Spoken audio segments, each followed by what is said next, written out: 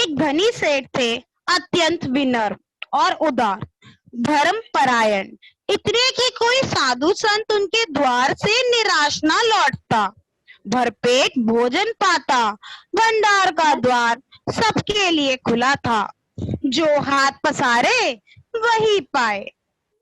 सेठ ने यज्ञ बहुत से किए थे और दान में ना जाने कितना धन दीन दुखियों को दिया था, पर सबे दिन होत ना एक समान।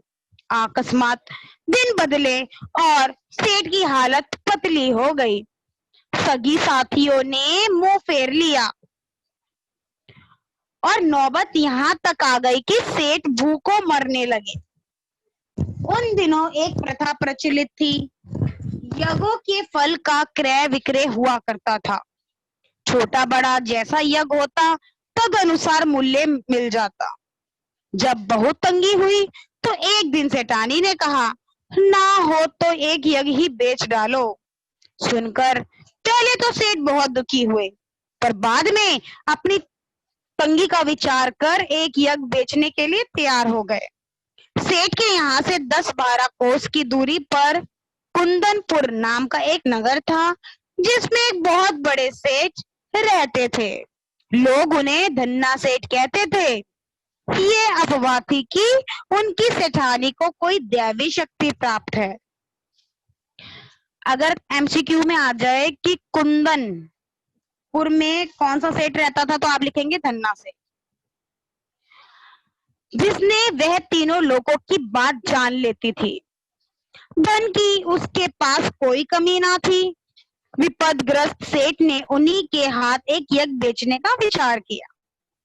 सेठानी जैसे तैसे पड़ोसियों से थोड़ा सा आटा मांग लाई और रास्ते के लिए 4 मोटी मोटी रोटियां बना पोटली में बांधकर सेठ को दे दी। सेठ बड़े तड़के उठे और कुंदनपुर की ओर चल दिए। सेठ ने सोचा कि सूरज निकले तब तक जितना रास्ता पार कर लूं उतना ही अच्छा है। यह सोचकर वे खूब तेज चले, लेकिन आधा रास्ता पार करते करते धूप में इतनी तेजी आ गई कि चलने में कष्ट होने लगा।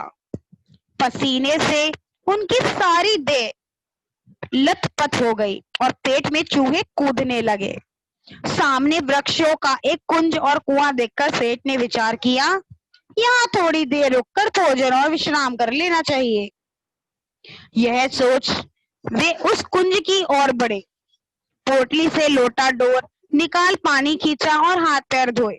उसके बाद एक लोटा पानी लेकर एक पेड़ के नीचे आ बैठे और खाने के लिए लोट रोटी निकालकर कौर तोड़ने ही वाले थे कि क्या देखते हैं, निकट ही कोई हाथ भर की दूरी पर एक कुत्ता पड़ा छटपटा रहा है। छटपटा मतलब तड़प सा रहा है। बेचारे का पेट कमर से लगा था। सेठ को रोटी खोलते देख वे बार बार गर्दन उठाता, पर दुर्बलता के कारण उसकी गर्दन बार बार गिरता।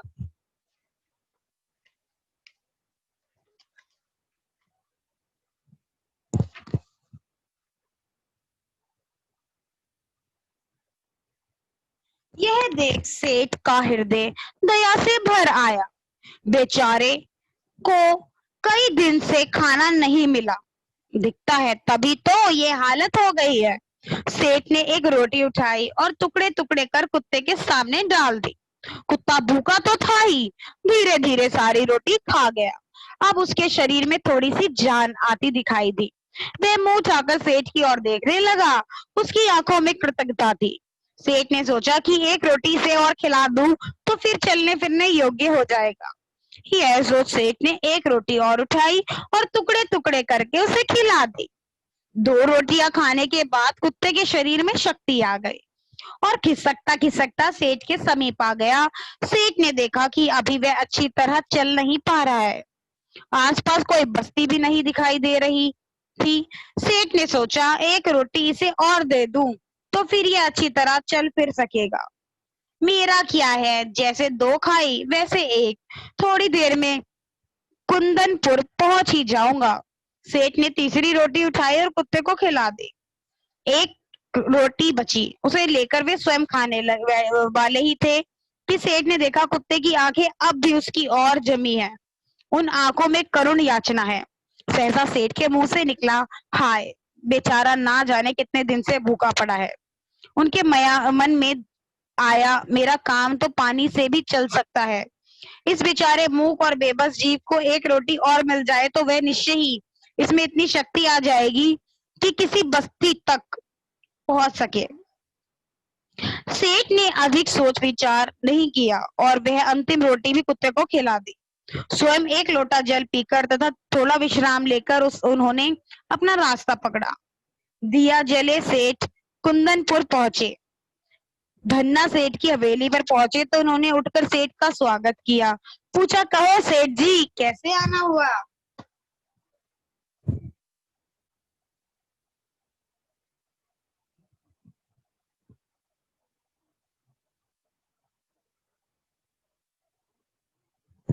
सेठ ने कहा, संकट पे हूँ और एक यज्ञ आपके हाथ बेचने आया हूँ। इतने में धन्ना सेठ की पत्नी ने आकर सेठ को प्रणाम किया और बोली, सेठ जी यह खरीदने के लिए तो हम तैयार हैं, पर आपको अपना महायज्ञ बेचना होगा। महायज्ञ? सेठ ने आश्चर्य से कहा, हाँ वही जो आज आपने किया। धन्ना सेठ की पत्नी ने कहा। सेठ बड़े आश्चर्य में पड़े। महायज्ञ?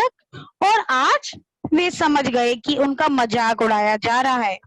वे नर्म भाव से बोले, आज आप आज की कहती हैं, मैंने तो बरसों से कोई यज्ञ नहीं किया। मेरी स्थिति ही ऐसी नहीं थी। धन्ना सेठ की पत्नी ने गंभीर भाव से कहा, नहीं सेठ जी, आज आपने भारी यज्ञ किया है। महाराज उसे बेचोगे तो हम खरीद लेंगे, नहीं तो नहीं। सेठ विस्मित विमूढ़ हो गए। उन्हें निश्चय हो गया कि इन लोगों को यज्ञ खरीदना नहीं है, इसलिए ऐसी बातें की जा रही हैं। क्या सोचते हो सेठ जी, बोलो राजी हो? धन्ना सेठ की पत्नी ने पूछा। सेठ ने खिन्न होकर कहा, सेठानी जी हंसी छोड़िए, काम की बात कीजिए। बरसों से मैंने यज्ञ नहीं किया, आप आज ही कहती हैं। सेठानी ने समझाया, आज रास्ते में स्वयं ना खाकर चारों रोटियां भूखे कुत्ते को खिला दी। यह महायज्ञ नहीं तो क्या है? कुछ पाने की इच्छा से धन दौलत लुटाकर किया गया यज्ञ सच्चा यज्ञ नहीं है। निस्वार्थ भाव से किया गया कर्म ही सच्चा यज्ञ महायज्ञ है। क्या आप इसे बेचने के लिए तैयार हैं? सेठ मानो आसमान से गिरे। भूखे को अन्न देना सभी का कर्तव्य है, उसमें यज्ञ जैसी क्या बात? क्या विचार है सेठ जी, यह यज्ञ बेचना है कि नहीं? सेठानी ने पूछा। सेठ ने कोई उत्तर नहीं दिया, चुपचाप पोटली उठाई और हवेली से बाहर चले आए। उन्हें मानवोचित कर्तव्य का मूल्य लेना उचित ना लगा। उन्हें लगा कि जो मैंने मानव का व्यवहार किया है उस कुत्ते के साथ, उसका अगर मैं मूल्य ले लूं तो बेकार है।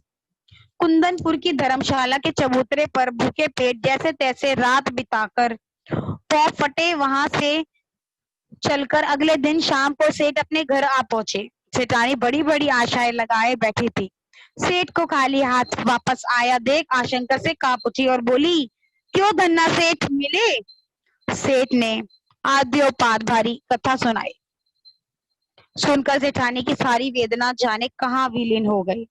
हृदय उल्लासित हो उठा। विपत्ति में भी सेठ ने धर्म नहीं छोड़ा। धन्य है मेरे पति।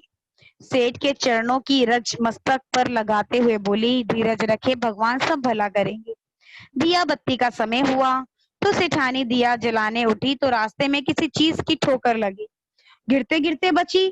जैसे तैसे दिया जलाकर देखा कि दहलीज के सहारे लगे फर्श के पत्थर का चौका ऊपर को हो गया। उस पर एक लोहे का कुंदा लगा रहता था। ऊपर उठने के कारण उससे सेठानी को ठोकर लग गई थी। सेठानी ने सेठ को आवाज दी, देखो फर्श का एक चौका उखड़ गया है, इसे जमा दो, मतलब उसे सही कर दो।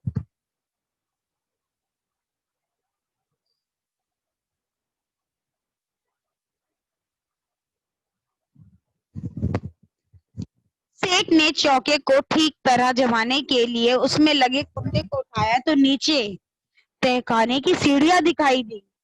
अरे, यहाँ तो तहखाना है, हमें इसका पता ही नहीं था, उसके मुंह से निकला। दिया हाथ में लेकर सेठ सेठानी तहखाने में उतरे। आखिरी सीढ़ी उतरते ही प्रकाश से उनकी आंखें चौंधी आने लगी। तहखाने में छोटी छोटी हौजें बनी थी जिसमें सोने चांदी के सिक्के भरे थे। यह देख दोनों के पांव वहीं जम गए। उनके मुंह से बोल तक ना निकला। कुछ देर बाद सेठानी की चेतना लौटी।